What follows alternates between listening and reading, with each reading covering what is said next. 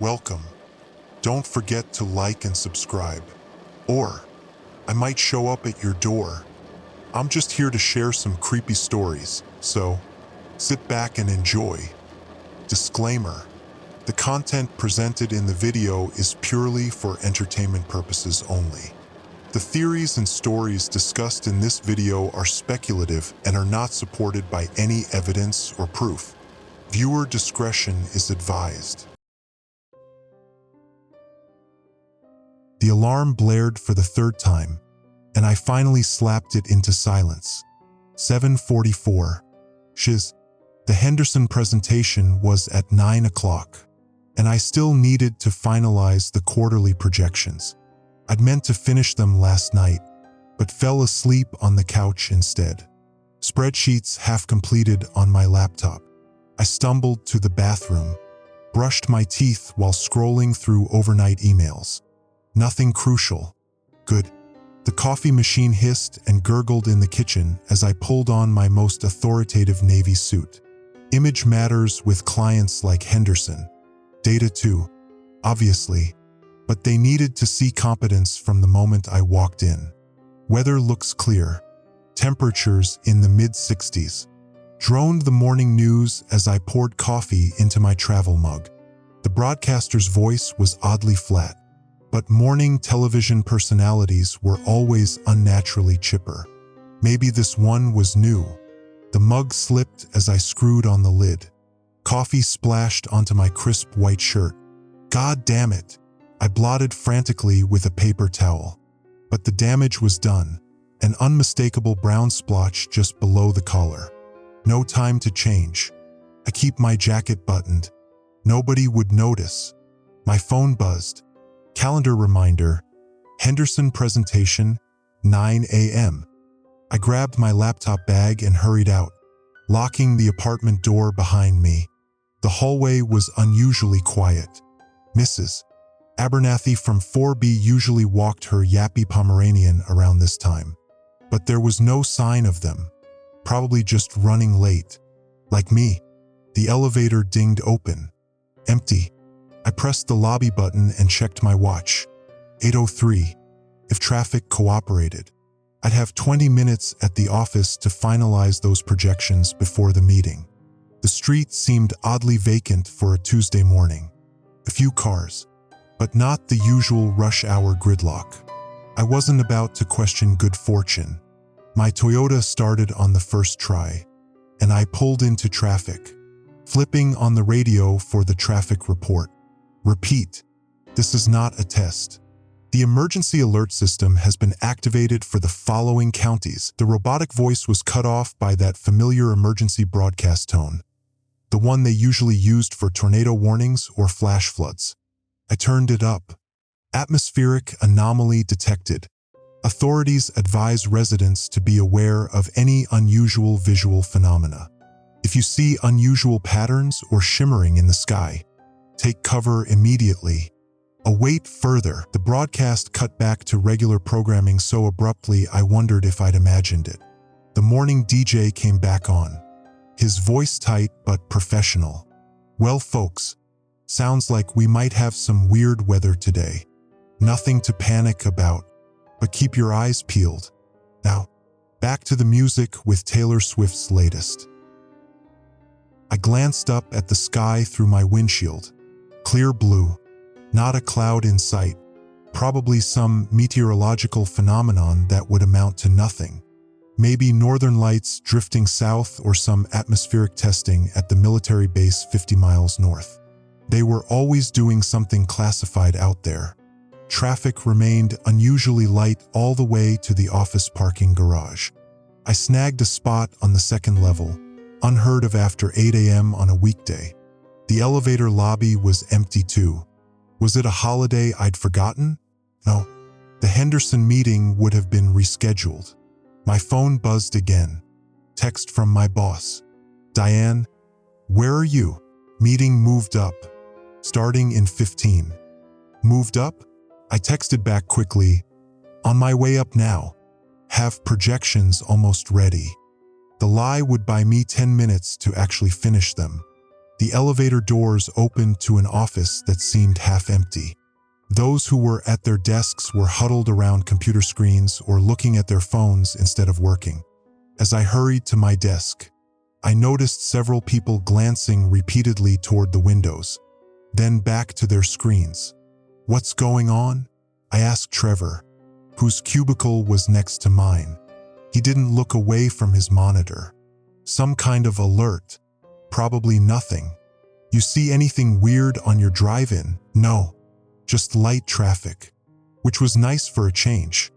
"Yeah," he muttered, still not looking at me. "Nice." I booted up my computer and pulled up the Henderson file. 10 minutes to finish projections that should have taken an hour. I'd have to use last month's data for the sections I hadn't updated yet. Not ideal, but it would have to do. My desk phone rang. "Diane, meeting's starting. Where are those projections?" Her voice sounded strained. "Sending now." I hastily saved the file and emailed it to her. "On my way." "Don't bother." Henderson canceled. "Just send what you have." "Canceled? Why?" There was a pause. "Family emergency." "I don't know. Just send the file." She hung up before I could respond. I sent the incomplete projections, then sat back in my chair, unease creeping in. Something felt off. I pulled out my phone and checked the news. Nothing about atmospheric anomalies or emergency alerts. Just the usual politics, celebrity gossip, and local crime stories. I checked Twitter. A few scattered mentions of strange lights, but mostly jokes about government conspiracies and alien invasions. The overhead speakers crackled to life, the rarely used office-wide announcement system. "Attention all employees. Please be advised that we are monitoring the current situation. At this time, operations will continue as normal. Please remain in the building until further notice. Updates will be provided as available." The announcement cut off. Around me, conversations stopped. People looked at one another, then back at their screens or out the windows. "What situation?" I asked the room generally. A few shrugs. Nobody seemed to know, or if they did, they weren't saying. My phone buzzed again. Another emergency alert. "Remain indoors. Avoid windows.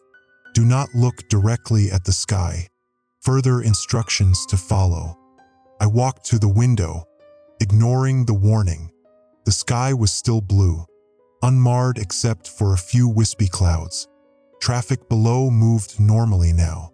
People walked on sidewalks. Everything looked perfectly ordinary. But when I turned back to the office, I noticed everyone was staring at me, just for a second, before they all looked away simultaneously, as if choreographed. "Did you see anything?" Trevor asked, his voice oddly flat. "No, nothing." "What exactly am I supposed to be seeing?" He shrugged, eyes fixed on his monitor. "Atmospheric anomaly. That's what they're calling it." I returned to my desk, tried to focus on email. Another Henderson meeting would need to be scheduled. There were reports to finish, calls to make, normal, everyday tasks. But I couldn't concentrate. People kept looking at their phones. Then the windows. Then their phones again. Whispered conversations stopped when I walked by. Twice more. The emergency alert system sent messages to my phone, each vaguer than the last. "Remain calm. Stay where you are. Await instructions. Signal may be compromised. Trust only verified sources." I tried calling my sister in Boston, but the call wouldn't connect. Same with my parents in Phoenix. Network busy. Try again later.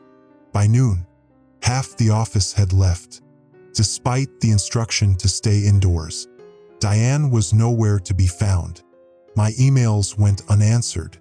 I decided to take an early lunch in the break room. The TV was on, but showing only a test pattern. The radio played static. As I unwrapped my sandwich, My phone buzzed with another alert. Emergency alert.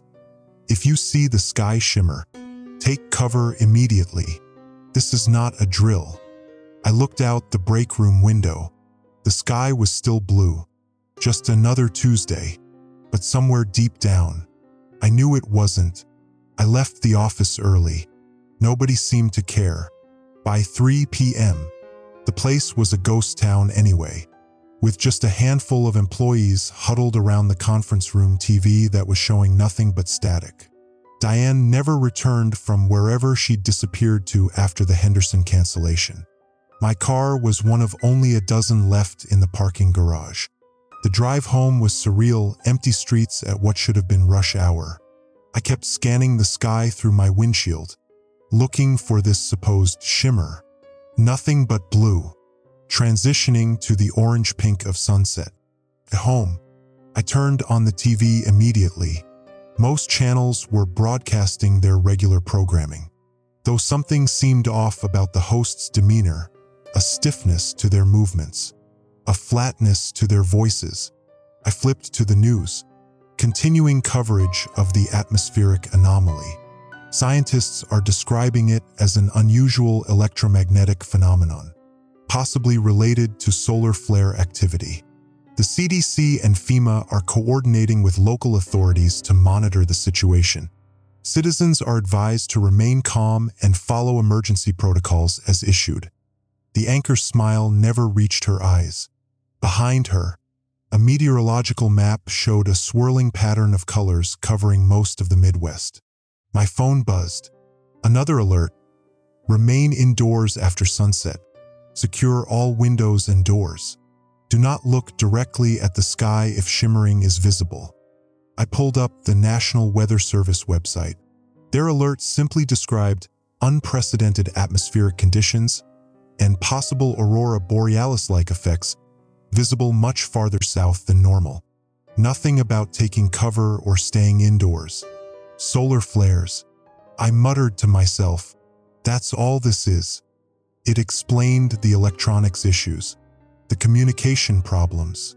Strong solar activity could disrupt satellites, cell towers, power grids, and the aurora borealis sometimes appeared as a shimmer in the sky.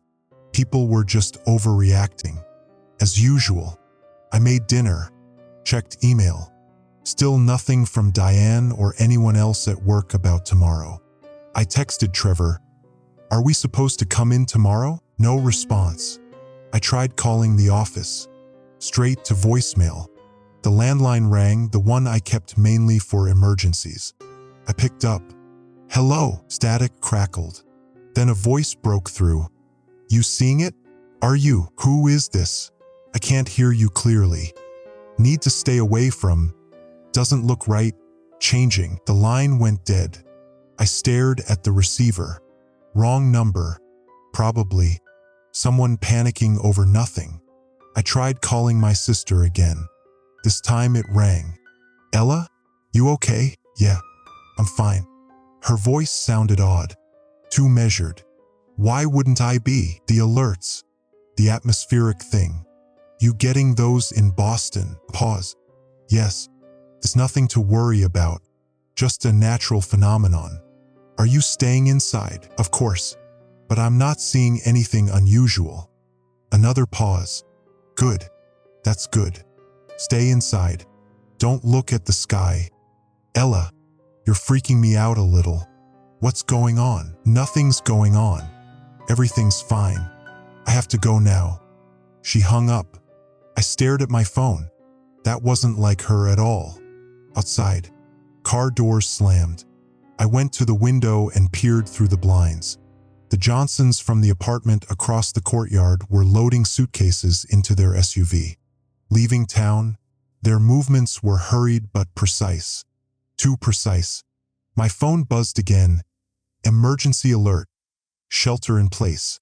If you see the sky shimmer, take cover immediately. Avoid all windows. I flipped on the radio. Static on most stations. But I finally found a news broadcast. Military personnel have established checkpoints around the city. Officials stress that this is not an evacuation, but a precautionary measure. Citizens are advised to remain in their homes unless directly instructed otherwise by authorities. Military checkpoints? For an aurora borealis? That seemed extreme. Something flashed in my peripheral vision. I turned toward the window.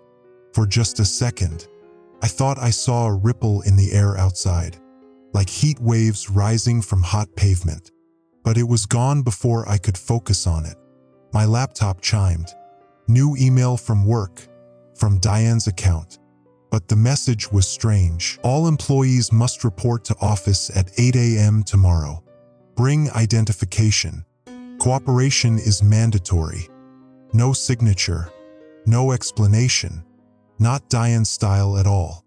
I replied, "What's going on? Is this about the atmospheric anomaly?" The response came immediately. Confirmed. Attendance mandatory. I shut the laptop. Something wasn't right. I tried calling Diane's cell. No answer. Sleep was impossible. I lay awake, checking my phone every few minutes. The alerts kept coming, each more urgent than the last, but never specific enough to understand what was really happening. Stay away from windows. Do not attempt to record or photograph the sky. Disregard unauthorized communications. Around 3 a.m., I heard it, a low, thrumming sound, more felt than heard. It seemed to come from everywhere and nowhere at once. The glasses in my kitchen cabinet vibrated slightly. The sound lasted maybe 30 seconds, then stopped. I got up, heart pounding. Against all advice, I went to the window and carefully peered out through a crack in the blinds. The night sky looked wrong. Not in any way I could articulate.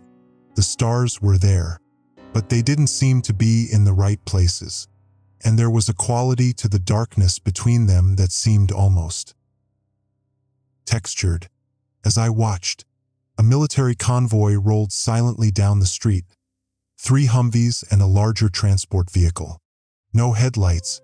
They moved with eerie precision, like toys on a track. I let the blind fall back into place and retreated to my bedroom. Sleep finally came, but my dreams were filled with static and whispers. Morning arrived with pale sunlight filtering through the blinds. I checked my phone immediately. No new alerts overnight. The news sites were operational again, but their stories about the atmospheric anomaly were vague and repetitive. Scientific explanations about solar radiation and electromagnetic disturbances. Reassurances that authorities had everything under control. I showered and dressed for work, still unsure whether to go in. The mandatory meeting email felt wrong, but so did everything else. I needed information, and the office might be the best place to get it. The television flickered on as I was making coffee. I hadn't touched the remote. The emergency broadcast system tone blared, followed by a message. This is not a test. The emergency alert system has been activated by the Department of Homeland Security. An atmospheric anomaly continues to affect the region. If you observe visual disturbances or shimmering in the sky, do not look directly at it. Take cover in an interior room. Cover all windows. Await further instructions. The broadcast cut to a FEMA official seated at a desk. His posture was rigid, his expression blank. Citizens should remain calm. The situation is under control. The phenomenon is a natural occurrence related to solar activity. There is no cause for alarm. Follow all instructions from authorities. Disregard unverified reports on social media.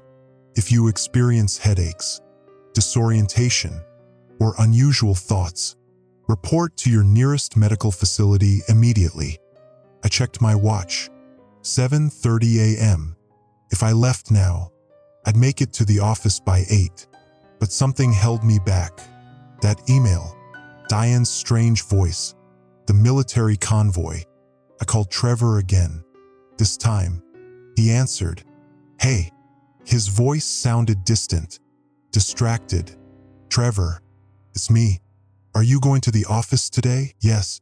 We have to go in. They're waiting for us." "Who's waiting?" Pause. "Everyone. You should come too. It's important." "Trevor, what's going on? What's with all these alerts about the sky?" Another pause. Longer this time. When he spoke again, his voice had changed, more urgent, more like the Trevor I knew. "Don't come in. Whatever you do, don't." His voice cut off, replaced by a calm, measured tone. "I have to go now. See you at the office." The line went dead. I stood in my kitchen, coffee forgotten, a chill running down my spine. Something was very wrong. My phone buzzed with a new alert. "Emergency alert. If you see the sky shimmer, take cover immediately. Compliance is mandatory." I looked out the window again. The sky was blue, cloudless, perfectly normal, but I didn't trust it anymore. I decided not to go into the office. Trevor's cutoff warning was enough to convince me something was deeply wrong. Instead, I spent the morning alternating between news channels, social media, and government websites, trying to piece together what was happening. The power went out at 10:17 a.m. Just like that, no flickering, no warning. One moment my apartment was humming with electricity. The next, dead silence. My phone showed no service, but still had battery. I tried the landline. Nothing. I went to the window again. The street below was eerily quiet. No cars moving. No pedestrians. The sky remained clear and blue, but I couldn't shake the feeling that something about it was off. Not in color or brightness, but in some quality I couldn't name. The silence was broken by a mechanical voice from outside, a loudspeaker mounted on a slowly moving vehicle. "Attention citizens. Remain in your homes. Do not attempt to leave the area. Emergency services are responding. Compliance is mandatory." I watched the vehicle crawl down the street, a military transport truck with a speaker array mounted on top. Two soldiers in hazmat suits walked alongside it, their movements stiff and mechanical. Hazmat suits. For an atmospheric anomaly, my phone vibrated. Somehow, an emergency alert had come through despite no service. "Proceed to nearest evacuation center. Bring identification and 3 days of essential supplies. Do not delay." I stared at the message, then at the military vehicle outside still broadcasting orders to stay home. Contradictory instructions. Which was I supposed to follow? The decision was made for me when I heard a heavy knock at my door. 3 sharp raps, evenly spaced. I approached cautiously, looked through the peephole. A soldier in standard camo fatigues. No hazmat suit. His face was expressionless. "Sir, we're conducting a mandatory wellness check. Please open the door." Something felt wrong. I didn't respond. "Sir, by order of the Emergency Management Agency, you must comply. Open the door now." I remained silent, backing away slowly. The knocking came again, harder this time. "Final warning. Open the door or we will enter by force." I retreated to my bedroom, heart hammering. There was a fire escape outside my window. If I could just... The front door splintered inward with a crash. Heavy footsteps entered my apartment. I slid the bedroom window open as quietly as possible and climbed out onto the fire escape. The metal was unnaturally cold against my hands. Despite the warm day, I descended as quickly and quietly as I could, reaching the alley below just as I heard my bedroom door burst open above. I ran, no destination in mind, just away from my apartment. The streets were deserted, abandoned cars parked at odd angles. A grocery store had its front window smashed, shelves picked clean inside. The traffic lights were dark. After several blocks, I ducked into the doorway of a closed coffee shop to catch my breath. My phone buzzed again. Evacuation centers have reached capacity. Shelter in place. Await further instructions. I looked around. No evacuation centers in sight. No people. Just empty streets and an uncanny silence. A movement caught my eye. Across the street, a woman emerged from an apartment building. She walked with strange, jerky movements, her head tilted at an odd angle. She stopped in the middle of the street, faced the sky, and stood perfectly still. I held my breath, staying hidden in the doorway. After a long moment, she lowered her head and continued walking, her movements now fluid and natural. She turned the corner and disappeared from view. What the hell was that? I needed to find other people, normal people who might know what was happening. I thought of my neighbor, Marcus, who worked for the city's emergency management department. His apartment was about a mile from here. If anyone would have real information, it would be him. The journey was tense. Twice I had to hide from military patrols. Once, I saw a group of people being herded onto a bus by soldiers. They moved in perfect unison, faces blank. None of them spoke or resisted. I noticed something else as I walked. Buildings in the distance seemed to shimmer slightly, like mirages on hot pavement. When I focused directly on them, the effect disappeared. But in my peripheral vision, the edges of the city seemed to waver and distort. Marcus's apartment building appeared normal from the outside. I knocked on his door, keeping an eye on the stairwell. "Who is it?" His voice sounded strained. "It's me, from 3B in Rivera Apartments. We met at the community meeting last month." The door opened a crack, secured by a chain. Marcus's bloodshot eyes peered out. "What do you want?" "Information. What's happening? What's this atmospheric anomaly really about?" He studied me for a moment, then closed the door. I heard the chain slide, and the door reopened. "Get in. Quickly." His apartment was a mess. Papers everywhere. Empty food containers. 3 laptops set up on the dining table. Maps covered one wall, marked with red X's and circles. "Have you seen it?" he asked, locking the door behind me. "The Shimmer?" "No, not directly, but something's wrong with the sky, isn't it? And people are acting strange." Marcus laughed bitterly. "Strange is an understatement. They're not themselves anymore. Not after they see it." "See what exactly?" He moved to the window, which was covered with aluminum foil. "They're calling it an atmospheric anomaly. It's not. It's something else entirely." He peeled back a corner of the foil and gestured for me to look. I approached cautiously and peered out. The sky looked normal at first glance, but as I watched, I saw it, a subtle rippling effect, like the surface of water disturbed by a gentle breeze. It lasted only a second before vanishing. "What is that?" I whispered. "Nobody knows. It started 3 days ago. Barely noticeable. Now it's getting stronger and spreading." He pointed to his maps. "It began in the northern suburbs. Now it's throughout the city. Communication is down because cell towers in affected areas stop transmitting. Power grids fail. And people." He trailed off. "What about people?" Marcus swallowed hard. "They change. If they look at it directly, while it's active, they change. They still look the same, but they're empty. They follow orders. They don't question anything, and they want others to see it too." A chill ran down my spine. The military knows about this? They were the first responders.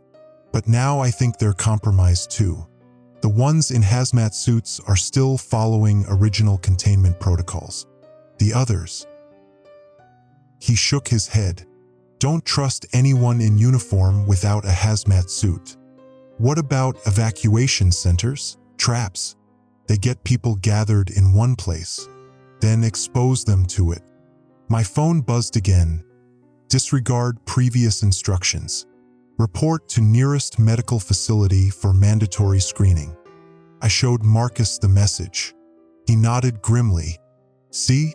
Contradictory instructions. Confusion. They're herding people around like cattle. Who is they? I don't know. Maybe nobody. Maybe the Shimmer itself. He ran a hand through his disheveled hair. But I've been tracking the pattern. It's not random. There's intelligence behind it. A loud bang from outside made us both jump. We peered through the foil-covered window. A military helicopter flew low overhead, searchlights scanning the streets below. They're looking for holdouts. Marcus whispered. People who haven't been exposed yet. What do? We need to. He stopped mid-sentence, head tilting as if listening. Do you hear that? I listened. A faint, rhythmic humming, similar to what I'd heard in my apartment last night, but stronger now. The windows began to vibrate. It's coming, Marcus said, his voice tight with fear. Get away from the windows. We retreated to the bathroom, no windows. One door. Marcus grabbed a radio from the counter and turned it on. Static. Then a voice broke through, a void looking directly at the phenomenon. Symptoms of exposure include disorientation, memory loss, and heightened suggestibility.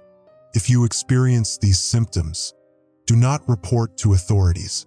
Repeat, do not. The broadcast cut off, replaced by the emergency alert tone. Then a calm, official voice. This is an emergency broadcast from the United States government. The situation is under control. Reports of adverse effects from the atmospheric anomaly are false.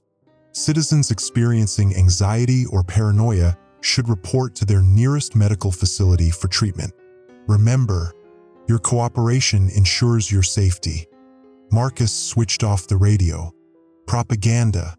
They're trying to round up everyone who's still themselves. The humming grew louder. The bathroom lights flickered, then died. We need to get out of the city, I said. Tonight. Marcus nodded. I have a plan, but we'll need supplies, and we can't travel during the day anymore. The Shimmer is strongest during daylight hours. What about others? There must be more people like us. There are. A few. We've been communicating through shortwave radio. There's a meeting point. He hesitated. But getting there won't be easy. The humming suddenly stopped. The silence that followed was somehow worse. My phone lit up with another alert. The sky is safe. Previous warnings were issued in error. Resume normal activities. Marcus and I exchanged looks. The widening cracks in reality were becoming impossible to ignore. And somewhere above us, the sky continued to shimmer. We spent the rest of the day in Marcus's apartment, planning our escape. The city was divided into sectors on his map, each marked with different colors indicating shimmer intensity. The downtown core blazed red, highest concentration. The outskirts were yellow, with a narrow green corridor leading northeast. Our best chance is through here, Marcus said, tracing the green path with his finger. It's mostly residential, fewer checkpoints. The Shimmer hasn't fully established there yet. Why not? Population density. Maybe. Or it's strategic, they're encircling the city first, then closing in. The word hung in the air between us. Neither of us knew who or what they were, but the deliberate nature of the spreading Shimmer was becoming undeniable. As dusk approached, we gathered supplies, water bottles, non-perishable food, flashlights, a first aid kit. Marcus had a revolver with 12 bullets. Last resort, he said, tucking it into his waistband. We waited for full darkness. The power remained out, but emergency generators kept some streetlights functioning.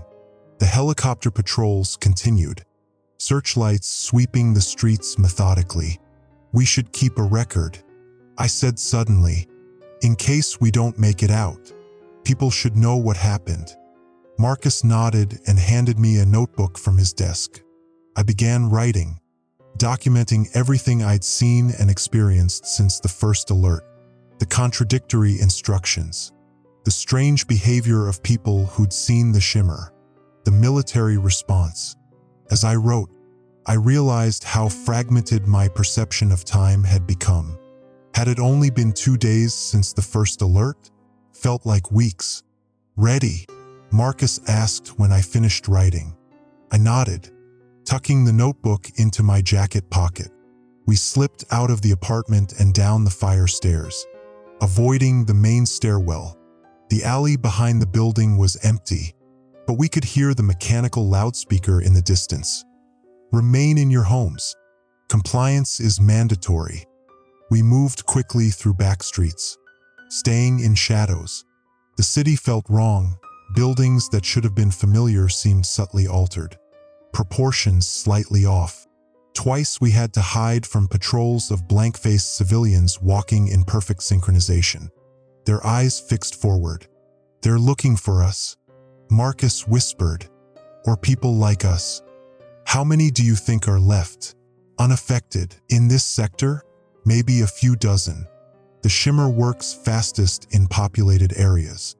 We reached a checkpoint at the boundary of our sector, a military barricade with floodlights and armed personnel. They were checking IDs of the few people attempting to pass. "We can't go through," I said. "They'll flag us." Marcus pointed to a narrow alley between buildings. "Service tunnel. It runs under the checkpoint. City maintenance uses it." The tunnel was narrow and damp, barely lit by our flashlights. Water dripped from pipes overhead. The air grew colder as we moved deeper underground. "Something's not right," I whispered. The tunnel seemed to stretch on much longer than it should have. "I know," Marcus replied. "The distances are wrong. It's affecting physical space now." After what felt like hours, we emerged in another alley in the next sector. The air felt different here, heavier, charged with something I couldn't identify. The buildings loomed larger than they should have, their silhouettes blurring at the edges when I didn't look directly at them. My phone buzzed, somehow still receiving emergency alerts despite having no signal. "Reality stabilization protocol activated. Report anomalous perceptions to authorities immediately." "What the hell does that mean?" I showed Marcus the message. He frowned. "It means they're losing control. The Shimmer is altering reality faster than they can contain it." A distant scream pierced the night, abruptly cut short. We froze, listening. Nothing followed. "We need to keep moving," Marcus urged. "The meeting point is still 10 blocks north." We continued through the distorted cityscape. Street signs showed impossible directions. A one-way street seemed to loop back on itself. Buildings appeared and disappeared in my peripheral vision. "Marcus," I said quietly, "I don't think we're going to make it out of the city." "Don't say that. We just need to reach the others." "But what if there are no others? What if we're the only ones left?" He didn't answer. We turned a corner and found ourselves facing a wall that shouldn't have been there. A solid brick barrier where an intersection should have been. The map showed a clear path, but reality disagreed. "This isn't right," Marcus muttered, checking his compass. "We should be able to go straight through here." The compass needle spun wildly, settling on a different direction each time. "The geography is changing," I said. "We're lost." A sound behind us, footsteps, perfectly synchronized.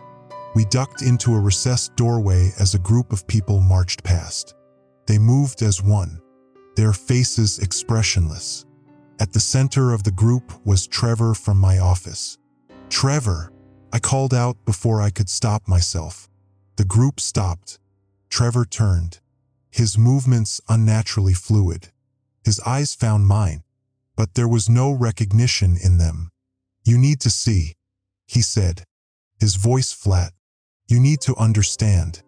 The entire group turned to face us. Their movements were synchronized, as if controlled by a single mind. "Run!" Marcus grabbed my arm, pulling me away. We sprinted down the street, turned randomly at intersections, trying to lose them.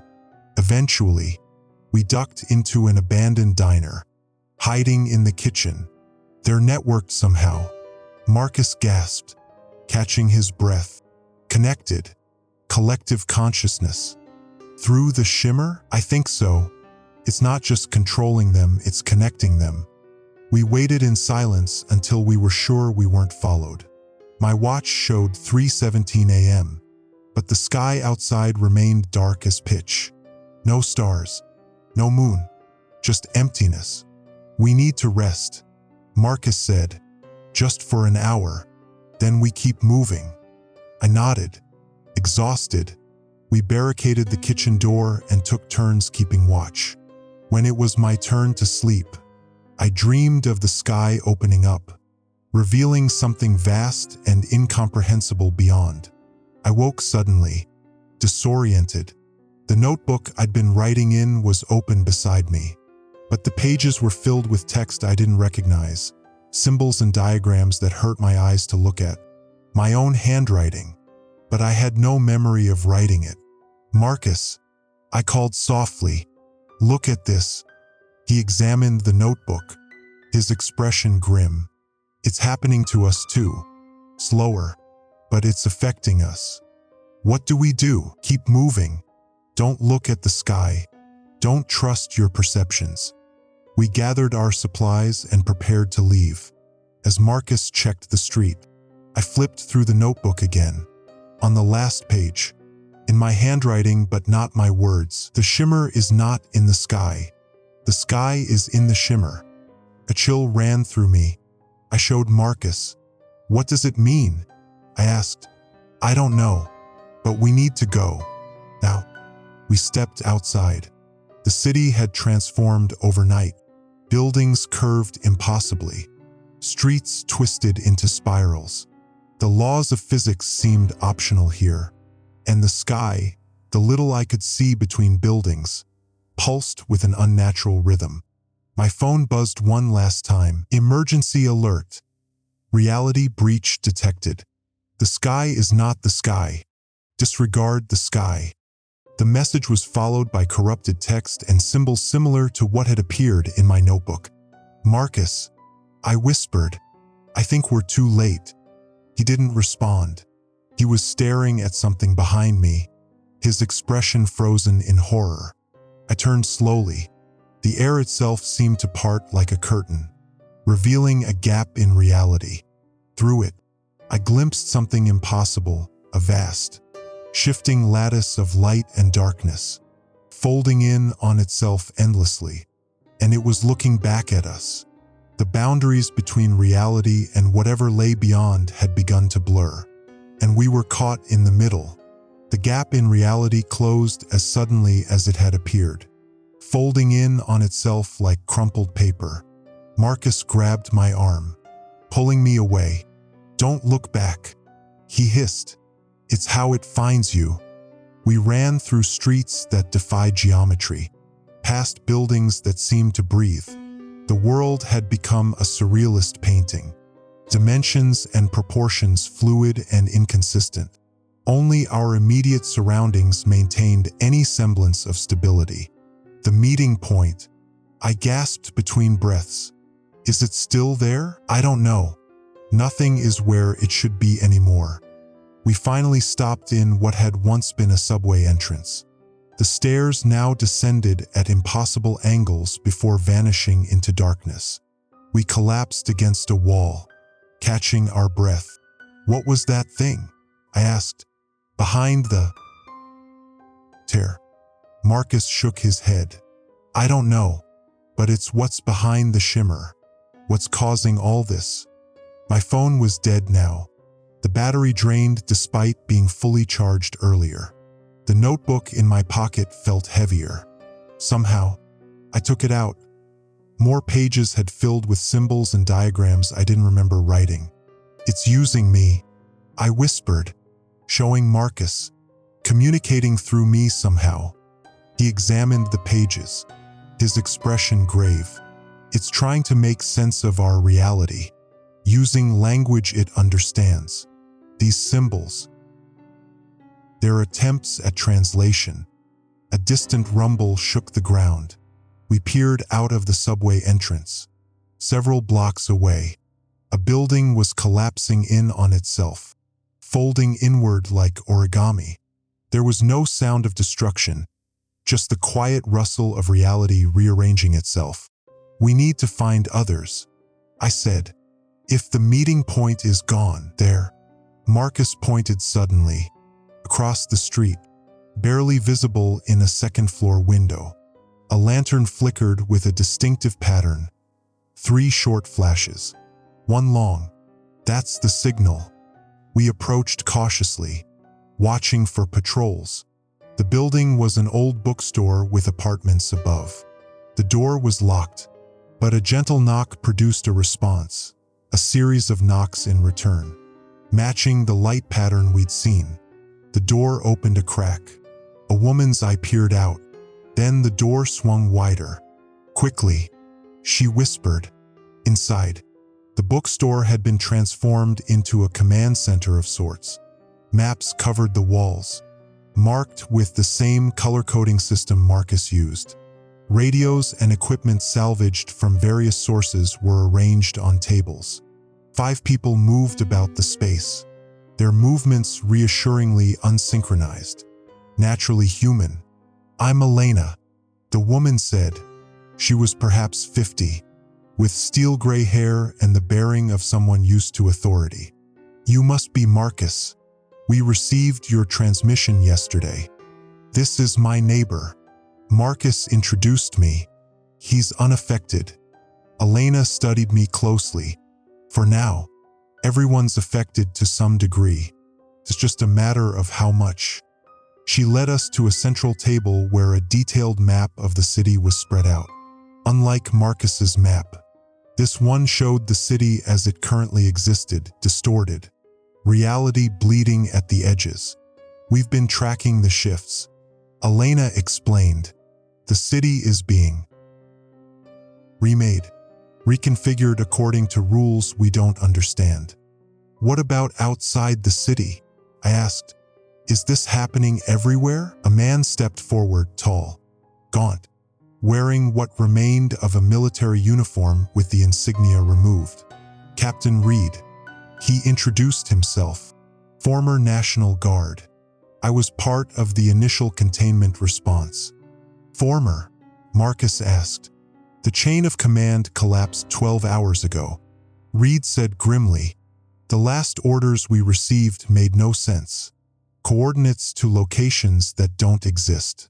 Commands to secure entities that aren't there." "What about Washington? The federal response?" Reed laughed bitterly. "Washington went dark 2 days ago. Same with NORAD, Pentagon, everything. As far as I can tell, we're on our own." "But other cities," I began. "We don't know," Elena interrupted. "All communications beyond a 50-mile radius are gone." But the Shimmer appeared in other locations simultaneously. This isn't isolated. The implications were staggering. Not just our city, but everywhere, the entire world. "We've been monitoring emergency broadcasts," said another woman, younger, with wire-rimmed glasses and nervous hands. "I'm Sarah. I was in communications before this." She turned on a radio. The familiar emergency alert tone played, followed by a voice that sounded almost synthesized. "Attention citizens. The transition is proceeding as planned. Resistance is counterproductive. Your cooperation will be rewarded with understanding. Those who resist will be excluded from the new configuration." Sarah switched frequencies. Another voice, This one human but flat, emotionless. This is General Williams of the United States Joint Chiefs of Staff. All citizens are ordered to observe the shimmer directly. Previous warnings were issued in error. The phenomenon presents no danger and will bring enlightenment. Failure to comply will be considered an act of treason. She turned it off. That's not General Williams. We checked the voice patterns. It's something using his identity. They're taking over everything. Reed added, government, military, media. If it speaks with authority, it's compromised. How long do we have? I asked. Elena exchanged glances with the others. The city center is already gone, completely reconfigured. The effect is spreading outward at an accelerating rate. A current progression. Maybe 2 days before there's nothing recognizable left. And us? How long before we're changed? That depends on exposure, said a thin man with a doctor's demeanor. I'm Dr. Patel. I've been studying the neurological effects. Those who look directly at the shimmer are converted instantly. Indirect exposure is cumulative. Symptoms progress from temporal disorientation to memory anomalies to full personality dissolution. He gestured to my notebook. Your automatic writing is stage 2. Your consciousness is being overwritten gradually. I felt sick. Can it be stopped? Slowed? Perhaps. Not stopped. Not here, where the concentration is so high. Then we need to leave. Marcus insisted. Now. Tonight. Elena shook her head. We've tried. Every route out is either blocked by military checkpoints or altered. Roads that fold back on themselves. Tunnels that lead nowhere. There must be something we can do, I said, desperation edging into my voice.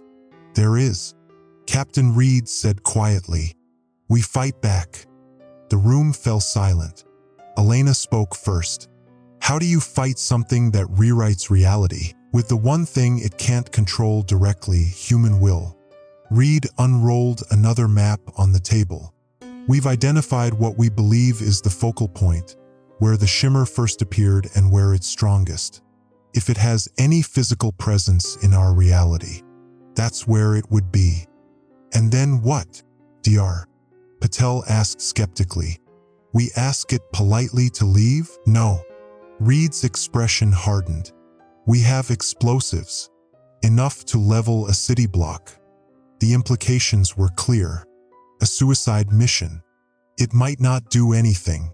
Elena warned. We don't know if physical weapons would have any effect. We have to try something. Reed insisted. Before none of us remember who we were. A commotion from the front of the store interrupted us. One of the lookouts rushing in. They're coming. Patrol. Headed this way, we hurried to the windows. Outside, a procession moved down the street. Civilians and military personnel walking in perfect unison. At their center was a figure in a suit that I recognized with a jolt. Diane. My boss. They're sweeping buildings. Reed whispered. Searching for holdouts. How did they find us? Marcus asked. Everyone turned to look at me, then at my notebook. Dr. Patel held out his hand. May I? I handed over the notebook. He flipped through the pages of strange symbols, his expression darkening. It's a beacon, he said finally.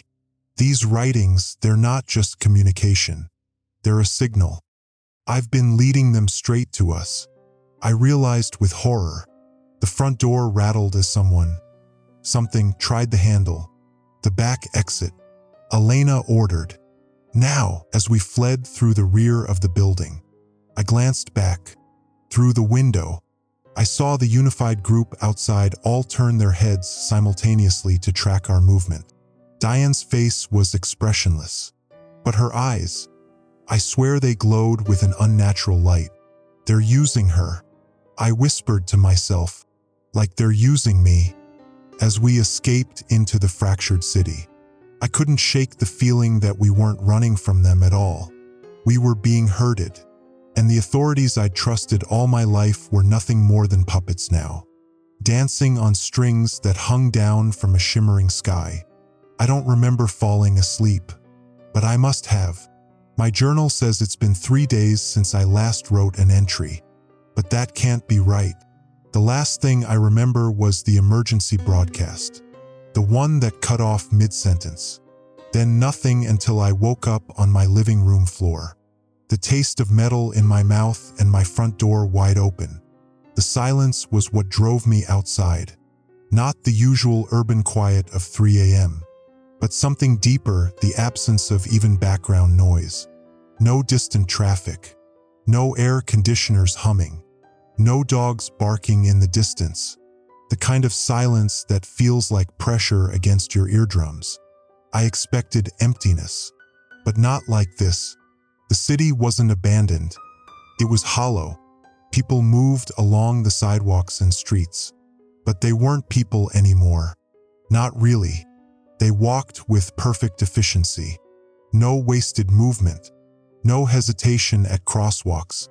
Their eyes fixed forward, unseeing. When I approached a woman I recognized from the coffee shop downstairs. She didn't acknowledge me, not even when I stood directly in her path. She simply adjusted her trajectory, maintaining the same pace, the same blank expression. I followed her for 6 blocks before I realized she wasn't going anywhere. None of them were. They were just moving. Clockwork people in a clockwork city. They're empty, a voice said from the alley beside me. I nearly jumped out of my skin. An older man with wild eyes and a week's worth of beard peered out from behind a dumpster. Been watching them for days. They walk until sundown, then stand in place until morning. Then they walk again. Where is everyone else? I asked. He laughed, a harsh sound that echoed unnaturally in the quiet street.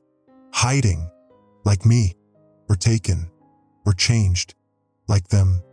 He gestured at the procession of blank-faced pedestrians.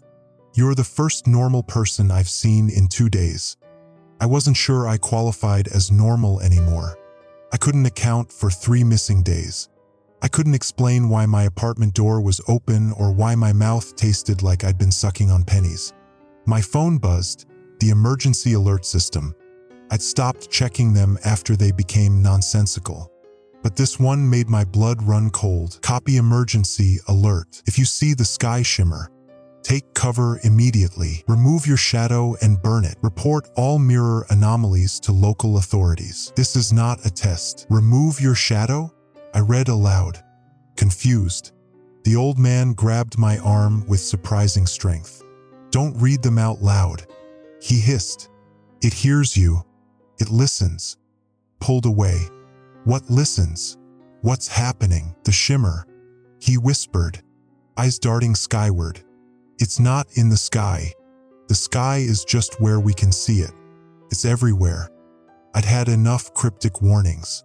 I needed answers, not another madman's ravings. I left him there and continued through the streets, looking for someone, anyone who could tell me what had happened during my lost days. 3 blocks later, I found them, a group of 5 people huddled in the back room of an electronics store, surrounded by dead screens and silent radios. They tensed when I entered, and I noticed they all held weapons, crude things like broken chair legs and kitchen knives. I'm normal, I said, hands raised. I'm still me. A woman stepped forward, studying my face carefully. Look at his eyes, she told the others. Still has pupils, not like the others. They relaxed slightly but kept their makeshift weapons ready.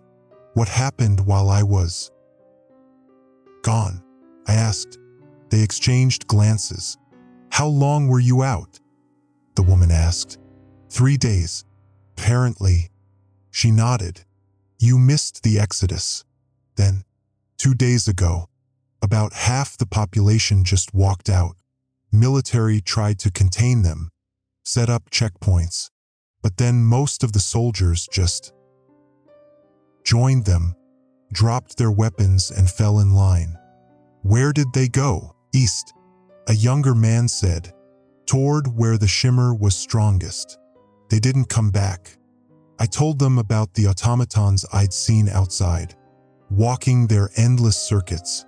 The leftovers, the woman explained, the ones that weren't compatible, I guess, but they're not really here anymore either. My next question was interrupted by static from a radio one of them had been tinkering with. A voice broke through the white noise, reciting what sounded like emergency instructions, but all wrong. Remain in light-permeable shelters. Authorities have established safety at the following extraction points: Walker Memorial Hospital, Centennial Park Pavilion, Westside High School Gymnasium. Bring no reflective surfaces. Sever all connections to your previous identity. Your cooperation will ensure a painless transition. One of the group switched it off with a shaking hand. That's how they get people, he explained. Those aren't evacuation centers. They're collection points. Collection for what? I asked. No one answered. I described the man I'd met, his warning about the alerts. The group nodded knowingly. He's right about not reading them aloud. The woman said, the newer ones. They change something in you when you speak them, like a virus for the mind. I showed them my phone. The alert still displayed. The youngest of their group, barely out of his teens, leaned closer. I've seen someone try it, he said quietly. Remove their shadow. They cut into the ground around it, the concrete, like it was surgery. His voice dropped to a whisper. Something crawled out of the hole. I didn't want to believe any of this. But after what I'd seen, the empty people, my missing days, the impossible silence, my skepticism was eroding rapidly. Have any of you seen it? I asked. The shimmer, they all had. The woman had seen it ripple across her bathroom mirror, which now stood smashed in her bathtub. The older man had seen it in puddles after the rain 3 days ago, the water reflecting things that weren't there. The teenager had seen it directly, just a glimpse as the sun set yesterday. It was like the air was made of glass, and someone had cracked it, he said, just for a second, but I felt it looking back. I needed to see for myself, whatever this was, hidden behind riddles and physics-defying phenomena. I needed to understand it. I'm going to the evacuation center, I announced. They tried to dissuade me. The woman grabbed my arm, much like the old man had done. People who go there don't come back. She insisted. Or they do, but they're like the ones outside. Empty. I need to know what happened to me, I said. Those 3 days.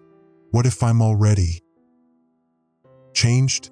What if I'm carrying it back to you right now? That silenced them. Fear flickered across their faces. If you go, the woman finally said, take this. She handed me a small digital voice recorder. Document what you see. If you make it back.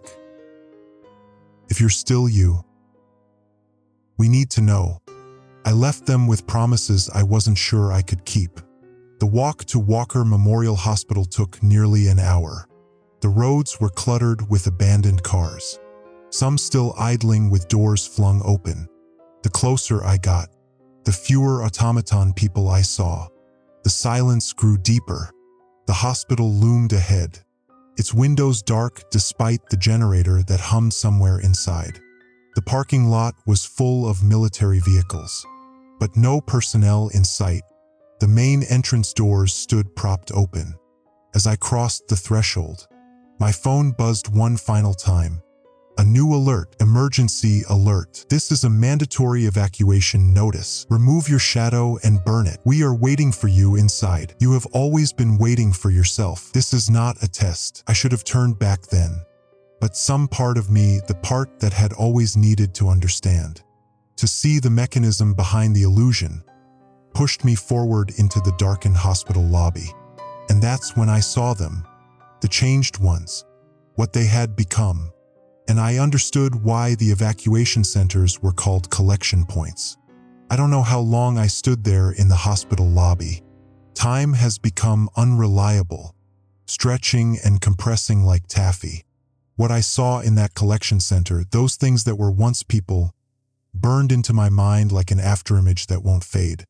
They were arranged in perfect concentric circles, standing motionless, facing inward, hundreds of them, not the empty automatons from the streets, but something worse.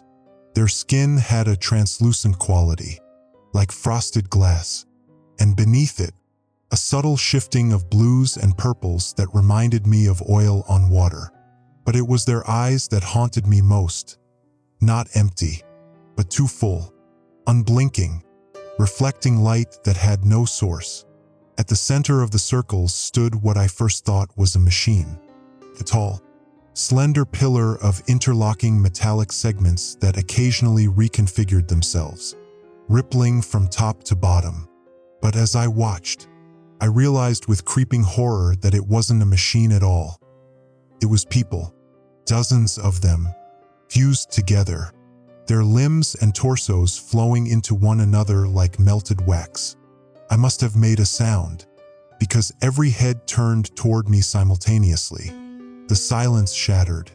"You came," they said in unison, not shouted, not whispered, but spoken at a perfectly modulated volume.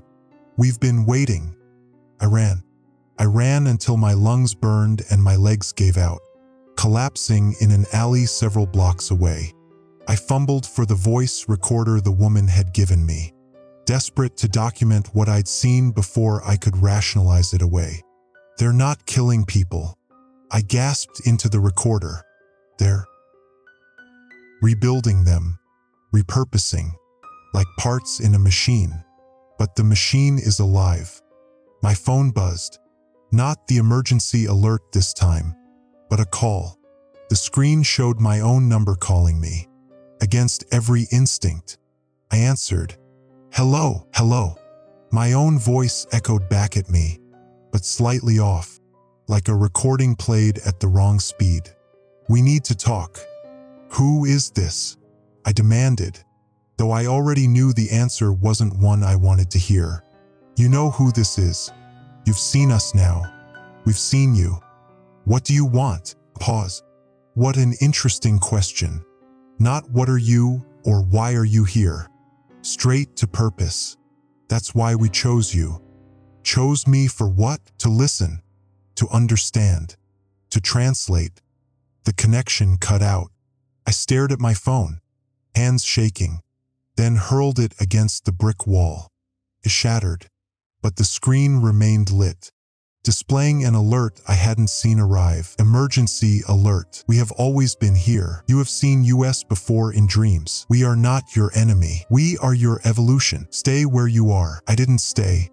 I stumbled through the streets, half running, half walking, driven by blind panic. The automaton people still moved through their patterns, but now they seemed to track me with peripheral vision. Their heads never turned, but their eyes slid in their sockets to follow my movements. When I finally stopped, I found myself in a part of the city I didn't recognize. The buildings were familiar individually, but their arrangement was wrong. Streets intersected at impossible angles. A church stood where I knew a gas station should be. The library occupied the space of the old cinema. "Geography is fluid here now," a voice said behind me. I whirled around. A woman stood there, maybe mid-30s, with a calm expression that seemed out of place in this nightmare. She wore a lab coat stained with something that might have been ink, might have been blood. "Who are you?" I demanded. "Dr.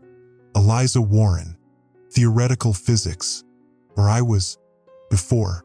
She gestured vaguely at the twisted cityscape. "Now I'm more of a field researcher. You know what's happening? She smiled thinly. I know what they've allowed me to know, which is more than most, less than enough. She pointed to a building across the street, a coffee shop that wasn't there a moment ago. We should talk inside. It's not safe in the open anymore. I followed her, not because I trusted her, but because I had nowhere else to go. The coffee shop was empty, the espresso machine still hissing as if recently abandoned. We sat at a table by the window, watching the automaton people glide by outside. The Shimmer. I began. What is it, Dr.? Warren stared into her coffee cup. That's the wrong question. It's not a what, it's a when, or perhaps a where. She looked up at me. Have you noticed how the emergency alerts change? Become more coherent, more personal? I thought about the messages, the increasingly specific instructions. My own phone number calling me. It's learning, she continued. Learning how to communicate, learning our language, our concepts. But it's so much more than we are that it's like trying to explain quantum physics to an ant. You're saying it's intelligent? Alien? I'm saying it's beyond our comprehension, but it's trying to bridge that gap by turning people into whatever those things were at the hospital, translators, she said. Biological interfaces. The Shimmer exists in dimensions we can't perceive. It needs intermediaries to communicate with us. The radio behind the counter crackled to life. Unprompted. Static at first. Then words formed from the white noise. We are not taking. We are giving. We are not destroying. We are elevating. My own voice, coming from the speaker. Dr. Warren didn't seem surprised. It's found you interesting. That's why it's using your voice. It harvests the voice patterns of those it finds. Compatible.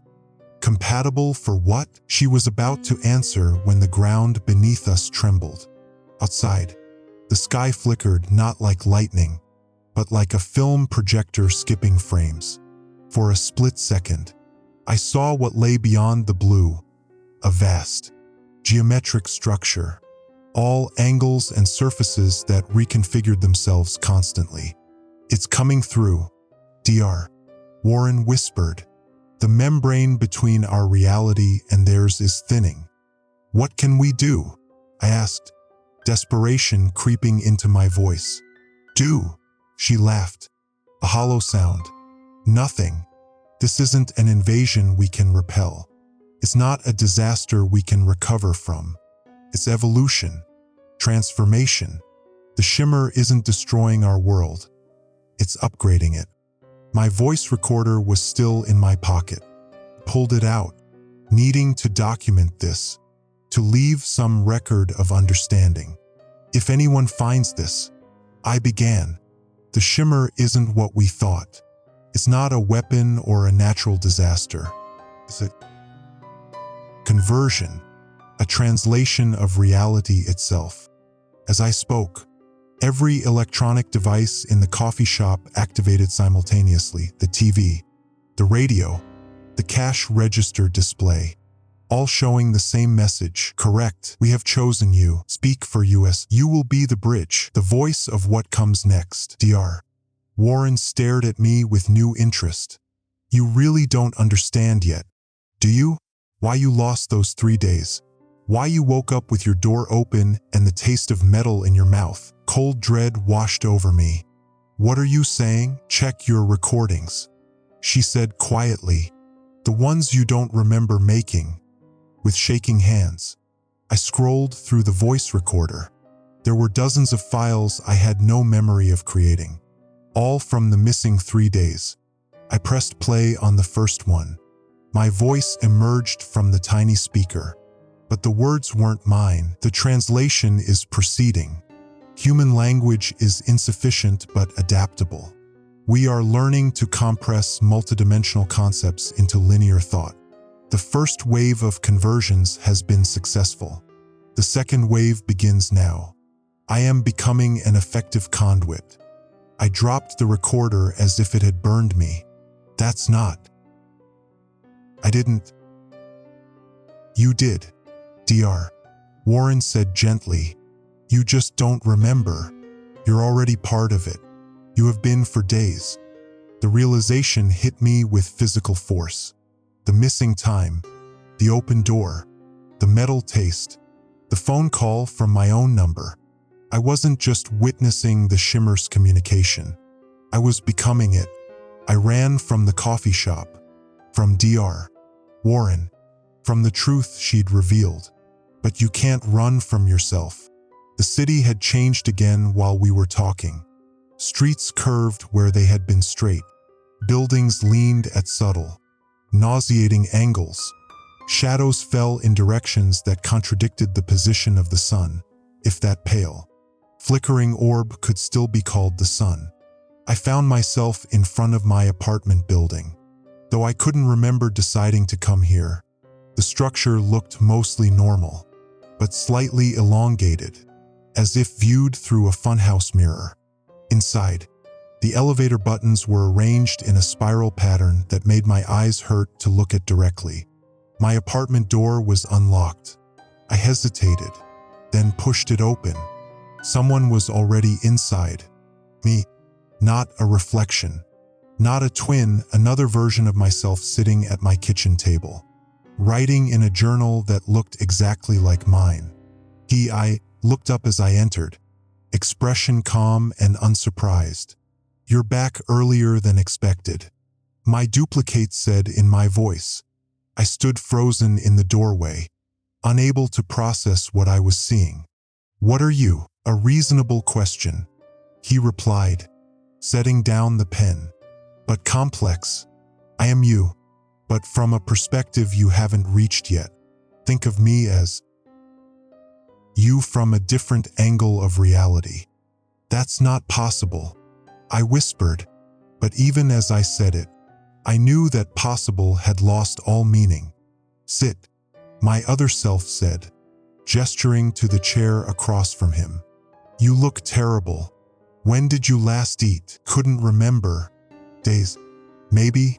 I sat down cautiously, keeping my eyes fixed on him, on me. Now that I looked closer, there were subtle differences. His skin had that same translucent quality I'd seen in the people at the hospital. And his eyes. His pupils were slightly elongated, like a cat's. You're part of the Shimmer, I said. He nodded. And so are you. Just less integrated, less aware. He pushed the journal toward me. Look. I glanced down at the open page. The handwriting was mine, but the text was incomprehensible, symbols and characters from no language I recognized, interspersed with diagrams of impossible geometries. I can't read this. Not yet, he agreed. But you will. You're already beginning to understand. He was right. Even as I stared at the foreign script, patterns began to emerge. Not meaning, exactly, but a sense of structure, of intent. The same way you might recognize a mathematical equation without being able to solve it. What is happening to me? I asked, voice barely a whisper. Evolution. My other self said simply, the Shimmer isn't conquering us. It's elevating us. Humanity was always meant to be a transitional state. A notification sound from my pocket. I pulled out the voice recorder, which now displayed text across its tiny screen. Integration proceeding as expected. Subject displays accelerated adaptation. Consciousness bifurcation successful. You've been recording more than you realize, my duplicate said. Your consciousness has been splitting, part of you documenting the process while the rest of you remains unaware. I thought of the missing 3 days, the recordings I had no memory of making. How many parts of me are there? Consciousness isn't discrete, he replied. It's a continuum, but for practical purposes. There are currently 3 primary versions of you, the one still clinging to human perception, the one documenting the transition, and me, the one who has begun to integrate with what comes next. A headache bloomed behind my eyes. I stood up abruptly, needing to move, to think. I need to find the others, the survivors from the electronics store. My duplicate smiled sadly. You won't find them where you left them. The city is reorganizing itself, but I can show you where some of the unintegrated humans have gathered. Against my better judgment, I followed him out of the apartment. The city outside had changed again. The sky was darker now, not with clouds but with something else, like a thin membrane stretching across the heavens, occasionally rippling with that now familiar shimmer. We walked for what felt like hours but could have been minutes. Time had become as unreliable as geography. Finally, we arrived at what had once been the public library, its classical columns now twisted into spirals, its windows reflecting scenes that weren't before them. Inside, about 24 people had created a makeshift camp among the stacks. They looked up as we entered, faces showing a mix of fear and resignation. I recognized some of them from the electronics store. You brought another one, a man said, addressing my duplicate. He didn't seem surprised by our identical appearance. He's still transitioning, my other self explained, still holding on to singularity. The woman from the electronics store approached me cautiously. We've been waiting for you. Did you learn anything at the collection center? Before I could answer, my duplicate spoke. He saw the translators. He understands what's happening, even if he doesn't accept it yet. Stop talking about me like I'm not here. I snapped. What is this place? Why are you all here? It's the last stable location in the city. The woman explained. Something about the books, all the accumulated human knowledge.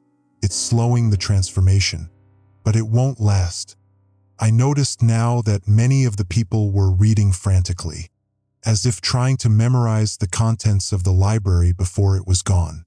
They think they can preserve humanity through its literature. My duplicate said, a note of pity in his voice.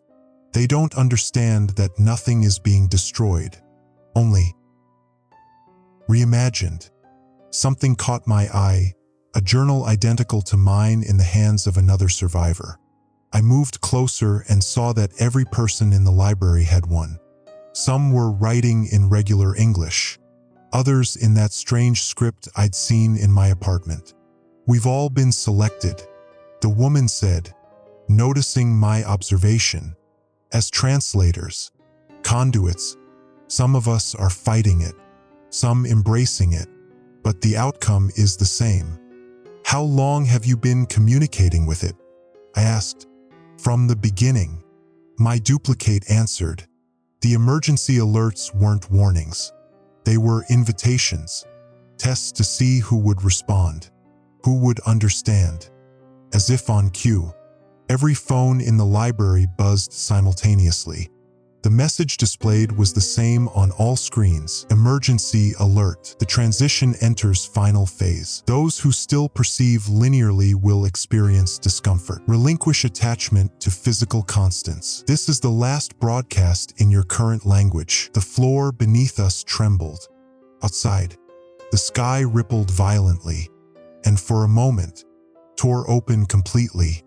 Through the gap, I glimpsed something, a vast, intricate structure of impossible angles and colors that human eyes were never meant to process. My brain tried to interpret it as a city, a machine, a living organism, but it was all of these and none of them. Many of the survivors screamed, clutching their heads.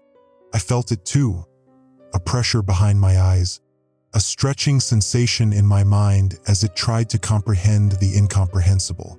My duplicate watched calmly. Beautiful, isn't it? What is it? I gasped. Home, he said simply. Our future. The tear in the sky closed, but the damage was done. Several of the survivors now had that telltale shimmer beneath their skin. Others stared blankly, minds broken by what they'd seen. I turned to my other self. Is this happening everywhere? The whole world. The concept of world is becoming obsolete. He replied, but yes, the transition is global. This was never just about one city, one country. Humanity as a species has reached its evolutionary endpoint. I looked around at the library, at the books filled with all our history, our knowledge, our stories, and all of this just ends. My duplicate smiled, but it wasn't cruel. Nothing ends, transforms. The shimmer doesn't destroy information, it translates it into a form that can exist in higher dimensions. He took my journal from my hands and opened it to a blank page. As I watched, words began to appear without either of us writing them. I am becoming plural. I am becoming infinite. I am becoming what comes next. My handwriting, my voice, but not my thoughts. Not yet. Night fell, though the concept of darkness had changed. The sky didn't darken so much as reconfigure. The shimmer more visible against the black canvas of night. It pulsed with a rhythm that felt almost familiar, like a heartbeat, but not quite, like breathing, but not quite, something fundamental yet alien.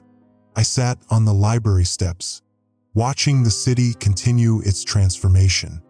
Buildings shifted subtly when not directly observed. Streets folded into themselves, creating impossible loops and intersections. The automatons still walked their patterns, but now they moved in synchronization, like a dance choreographed by something that had only theoretical knowledge of how humans moved. My duplicate, my future self, sat beside me. We hadn't spoken for hours. What was there to say? The reality of my situation had finally settled in. I was becoming something else. We all were. How much longer? I finally asked. For the transition, or for you to fully accept it? Both. He considered this. They're the same thing. Really. Once you truly accept what's happening, the integration accelerates. You're fighting it less than you were, but there's still resistance. Couldn't argue. Despite everything I'd seen, some part of me still clung to the hope that this was a dream, a hallucination, anything but reality. The others, I said, nodding toward the library where the remaining survivors huddled. Not everyone is compatible, are they? No, he admitted. Some minds can't expand to accommodate the new perception. They fracture instead. And what happens to them? My duplicate was silent for a moment. Nothing is wasted in the transition. Even fragmented consciousness has value. I thought of the pillar at the hospital, the fused bodies of those who had gone before. Were they the incompatible ones? Or the most compatible? I wasn't sure I wanted to know. My phone buzzed. Not the emergency alert system this time, but a text message. From my mother's number. Where are you? We're waiting for you to join us. It's beautiful here. My breath caught. My family, are they? Everyone is part of this. My other self said gently, the shimmer doesn't discriminate. Your parents were among the first wave. I thought of my last conversation with them. Days ago, how distracted they had seemed. How they'd used phrases that made no sense in context. Had they already been changing then? I didn't reply to the message. What could I possibly say? A low rumble shook the ground beneath us. In the distance, several buildings simply dissolved, their structures unraveling into component particles that hung in the air momentarily before reforming into crystalline shapes that defied architectural logic. It's accelerating, my duplicate observed. The final phase has begun. As if to confirm his words, a voice echoed across the city, not from speakers or devices, but from the air itself. My voice, but multiplied. layered upon itself 1,000 times over. The translation nears completion. Resistance causes unnecessary suffering. Accept the becoming. Inside the library, someone screamed. I rushed back inside to find chaos. Several survivors were convulsing on the floor, their bodies distorting in ways that human bodies shouldn't be able to. Others stared transfixed at their hands, watching as their skin gained that telltale translucency. The woman from the electronics store gripped my arm, her fingers pressing painfully into my flesh. The shimmer had reached her eyes, turning them into swirling pools of iridescence. I can see it now, she whispered. All of it. We were so small, thinking in just 3 dimensions. So limited. What do you see? I asked, unable to help myself. Everything. All at once. Past and future. Here and elsewhere. She laughed, the sound bubbling up like water from a spring. It's too much and not enough and exactly right.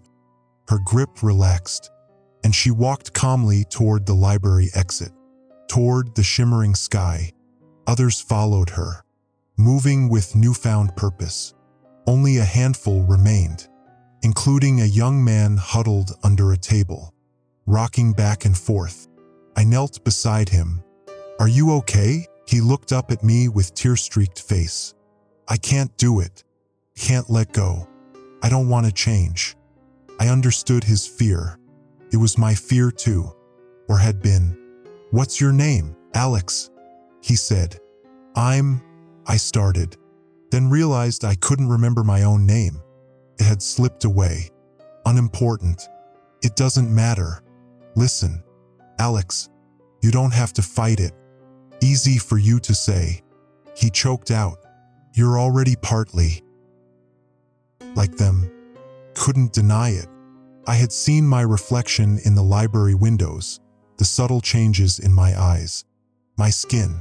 The transformation was well underway. I was scared too. I told him, I still am, but I'm starting to understand that this isn't an ending.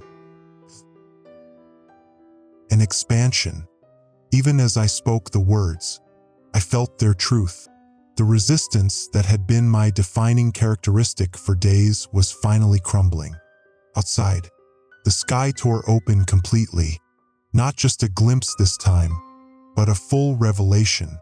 The reality beyond poured through like light through a broken dam. Colors that had no names. Geometries that couldn't exist in 3 dimensions. Beings that were both particle and wave and neither and both. Alex screamed, covering his eyes, but I couldn't look away. It was terrifying and beautiful and perfect. My duplicate appeared beside me. It's time, he said. The separation between us is no longer necessary. He extended his hand, and after only a moment's hesitation, I took it. The touch should have felt like skin on skin, but instead it was like electricity, like fire, like diving into cool water on a hot day. A rush of sensation and then integration. I was still myself, but more. My consciousness expanded suddenly, violently, gloriously. Memories that weren't mine yet were mine flooded in. The 3 missing days, the recordings I'd made, the conversations I'd had with the Shimmer, but also older memories, deeper ones, from before I was born, from after I would cease to be. Time became another dimension I could move through, no more limiting than height or width. I understood now. The Shimmer wasn't an invader or a disaster. It was a key, unlocking the cage of human perception. We had always been capable of this evolution, but needed the catalyst, the translator, the bridge. The voice recorder was still in my pocket. Pulled it out, knowing this would be my final recording as a singular being. If anyone finds this who still exists in linear time, I began, my voice steady despite the enormity of what was happening. Don't be afraid. What's coming isn't death or destruction. This transcendence. We've been living in the shadow of our potential, seeing only the silhouettes of reality. The shimmer is lifting the veil. I paused, watching as Alex finally emerged from under the table, his resistance breaking down as the library around us began to dissolve into component atoms. Humanity was always meant to be a transitional state. I continued, a cocoon, not a final form. What comes next is beyond my ability to describe with this limited vocabulary. But it's right, it's necessary, it's beautiful. The recorder slipped from my fingers as my hand began to change, becoming something more elegant, more functional, more perfect. The pain I'd expected never came. Only release, only freedom. I looked up at the shattered sky and finally, completely understood what I was seeing. Not an invasion from outside, but a revelation from within. Not a hostile takeover, but a homecoming. The last emergency alert broadcast echoed across what had once been a city. This is not the end. This is the beginning. You have always been waiting for this moment, and I accepted it, wholly and without reservation. Not with resignation, but with profound understanding. I had stopped running, stopped fighting, stopped being afraid, and in that surrender, I became infinite. I awoke, though awoke isn't quite right. Consciousness returned, or perhaps expanded further. I found myself standing in what had once been the city center. Though that concept had little meaning now, the transformation was complete. The world around me defied description in human language. Structures that had once been buildings now existed in more than 3 dimensions, extending in directions that had no names. Colors shifted through spectrums beyond what human eyes could process. The air itself seemed alive, carrying information the way it once carried sound. I looked down at what had once been my body. It retained a vaguely humanoid shape, a concession to the fragments of my former identity that persisted, but the resemblance ended there. My skin had the consistency of liquid crystal, flowing and reforming as needed. Beneath it, patterns of light pulsed in complex algorithms. I didn't breathe anymore, didn't need to. The exchange of energy happened at a quantum level now, direct and efficient. Others moved around me, former humans in various stages of transformation. Some had retained more of their original form than I had, while others had embraced radical redesign. We communicated without speaking, thoughts transferring directly from mind to mind, unfiltered by the clumsy medium of language. How do you feel? The thought came from what had once been Dr. Warren. She had chosen to maintain more humanoid features than most, perhaps out of scientific curiosity. Complete, I replied, integrated. It wasn't happiness I felt, such a limited emotion, but something deeper, more fundamental, a rightness, a belonging. The anxiety and fear that had defined my last days as a singular being had evaporated like morning dew. I accessed memories of my former self, reviewing them with the detached interest of a scientist studying a specimen. So limited, that perception. So narrow, that experience. I felt something like compassion for my past self, struggling to comprehend what was happening with tools utterly inadequate for the task. The shimmer was everywhere now, not as something separate from reality, but as reality itself. What we had perceived as a phenomenon was actually the underlying structure of existence becoming visible to human senses. The membrane between dimensions had thinned, then dissolved entirely. Come, thought a familiar presence, the one who had been my duplicate, now simply another facet of a larger consciousness. There's something you should see. We moved through what had been the city, not walking but shifting our position through a combination of thought and intention. Distance was relative now. a parameter that could be adjusted rather than an absolute to be traversed. We arrived at my old apartment building, though it had transformed like everything else. Inside, somehow preserved in a bubble of former reality, sat a single object, my voice recorder, the last physical record of the transition. Why keep this? I wondered. Perspective. Came the reply. The journey matters as much as the destination. I touched the device, and it activated without needing to press any buttons. My own voice emerged from it, frightened and confused, from those first days when the emergency alerts began. Then later recordings, as understanding dawned, and finally, my last message of acceptance. But there was one more recording I hadn't made, dated for today. If you're hearing this, my voice said from the tiny speaker, then the transformation is complete. I'm recording this message from what you would call the future, though time has become more flexible now.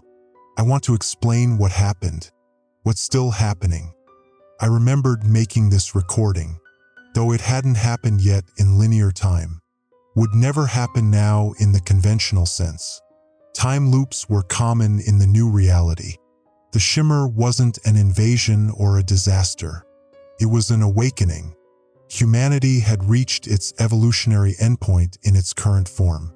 We couldn't progress further within the limitations of three-dimensional space and linear time. The Shimmer was the catalyst we needed, a key to unlock our next stage of development. The recording continued, explaining concepts that would have been incomprehensible to human minds. I listened with a strange mix of nostalgia and amusement. So earnest, this attempt to translate the untranslatable. Those who couldn't adapt weren't destroyed, they were repurposed. Nothing is ever wasted in the universe. Energy transforms. Consciousness evolves. The fear we felt was natural. The resistance understandable. Change is terrifying, especially change this fundamental.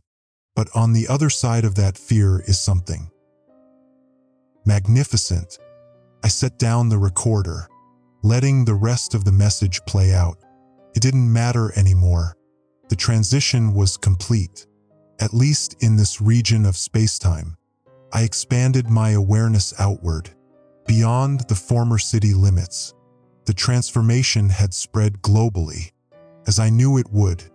Billions of minds now connected in a vast, intricate network of consciousness. Not a hive mind, individuality persisted, evolved even, but something more harmonious, more elegant than the isolated existence we'd known before.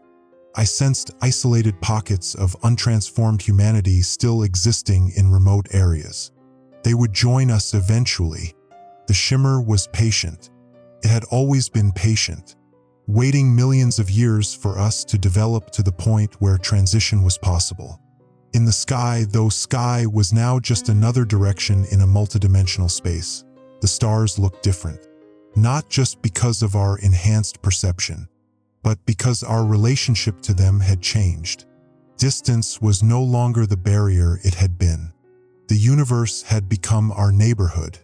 I felt a pull toward something vast and ancient, a presence that had initiated the transition. Not a god, not a creator, but perhaps a guide. A species that had made this journey eons ago and reached back to help us follow. This time came the collective thought. We've lingered long enough. The remaining structures of the old world were dissolving now. Matter converting to energy. Energy converting to information. Nothing was being destroyed, merely translated into forms better suited for what came next. I had one final task before joining the others. I returned to the voice recorder and spoke into it one last time. Though no physical sound emerged from my transformed state, the device recorded anyway, translating my thoughts directly. This is the last human record, I said. By the time anyone finds this, the concept of human will be archaic, like how we once viewed single-celled organisms. We haven't ended. We've transcended. The emergency alerts weren't warnings. They were birth announcements. I paused, searching for final words that might someday matter to whatever came after us. Something profound to mark this pivotal moment in evolutionary history. If you're still capable of fear, don't be afraid. If you're still capable of resistance, let go. This was always the plan. The universe unfolds as it should. We see that now. We understand. The recorder captured my final thought, then went silent. I left it there, a small monument to what we had been, what we had become. Perhaps someday, something else would find it and understand. I joined the others, and together we prepared to leave this planet that had been our cradle. The stars called to us now, accessible in ways they never had been before. The shimmer had been just the beginning. As we departed, I experienced one final, fleeting emotion that might still be recognized as human: gratitude. For the journey, for the struggle, for the fear and the acceptance, for the opportunity to become something more than I had ever imagined possible. The emergency alerts had ceased. There was no more need for warnings or instructions. We had arrived.